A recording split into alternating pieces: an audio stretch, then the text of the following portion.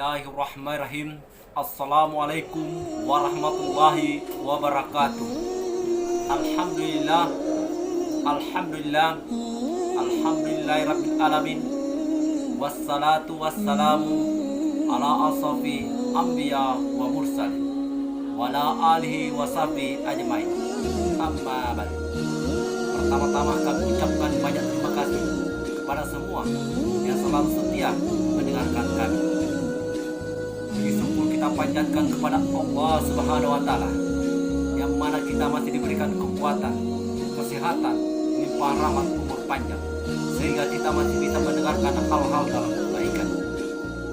Kita juga tidak lupa berselawat kepada junjungan kita Nabi besar Muhammad sallallahu alaihi wasallam beserta keluarga, sahabat. Semoga di hari kiamat nanti kita mendapat syafaat. Dalam kesempatan ini kami ingin berbagi tentang semakin kuat iman seseorang, semakin berat cobaannya. Saudaraku yang dirahmatin Allah Subhanahu wa taala dimanapun berada, dari Mus'ab bin Sa'id, seorang tabi'in, ia berkata, "Ya Rasulullah, ayyun nasi asyaddun balaan." Wahai Rasulullah, manusia manakah yang paling berat ujiannya? Beliau sallallahu alaihi wasallam menjawab, "Anbiya'uhu thumma abtaluhu fala matlalu payubtala rajulun ala hazabid dinihi fa in kana dinuhu zu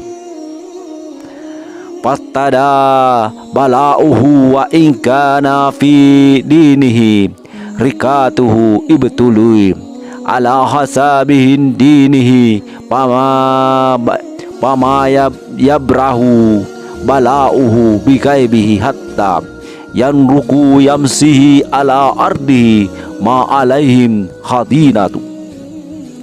Para nabi kemudian yang semisalnya dan semisalnya lagi, seorang akan diuji sesuai dengan kondisi agamanya. Apabila agamanya begitu kuat, kokoh, maka semakin berat pula ujiannya. Apabila agamanya lemah, maka ia akan diuji sesuai dengan kualitas agamanya. Seorang hamba senantiasa akan mendapatkan cobaan hingga dia berjalan di muka bumi dalam keadaan bersih dari dosa. Hadis Tirmizi, Ibnu Majah. Cobaannya makin berat akan senantiasa menimpa seseorang mukmin yang solid untuk meninggikan derajatnya, dan agar ia semakin mendapatkan ganjaran yang besar, Allah akan memberikan cobaan terberat bagi setiap orang mukmin yang sempurna imannya. Jika seorang mukmin diberi cobaan, maka itu sesuai dengan ketaatan, keikhlasan, dan keimanan dalam hatinya, seperti apa yang dialami para ustadz, kiai, habaib, dan para habib. Barang siapa menyangka bahwa apabila seorang hamba ditimpa ujian yang berat itu adalah suatu kehinaan, maka sungguh akalnya telah hilang dan hatinya telah buta. Betapa banyak orang solid, ulama besar yang mendapatkan berbagai ujian yang menyulitkan. Tidakkah kita melihat mengenai kisah disembelihnya Nabi Allah Yahya bin Zakaria, terbunuhnya 3 khulafaur rasyidin, terbunuhnya Al-Husain, Ibnu Subair, dan Ibnu Jabir. Begitu juga tindakan kita perhatikan bisa Abu Hanifah yang dipenjara sehingga mati di dalam buih, Imam Malik yang dibuih telanjang kemudian dicambuk dan tangannya ditarik sehingga lepaslah bahunya. Begitu juga kisah Imam Ahmad yang disiksa hingga pingsan dan kulitnya disayap dalam keadaan hidup, dan masih banyak kisah lainnya. Semakin kuat imam semakin berat cobaan, namun semakin Allah cintai. Rasulullah sallallahu alaihi wasallam bersabda, "Inna idama jasai ma idamihi balai wa inna allaha isa habban fauman betalahum paman radiya fala uridna wa man syahida falahum jahad." Sesungguhnya balasan terbesar dari ujian yang berat Jika Allah mencintai suatu kaum, maka Allah akan memberikan cobaan kepada mereka. Barang siapa ridho, maka Allah pun ridho. Dan barang siapa murka, tidak suka pada cobaan tersebut, maka baginya murkalah Allah. Harus Muslim.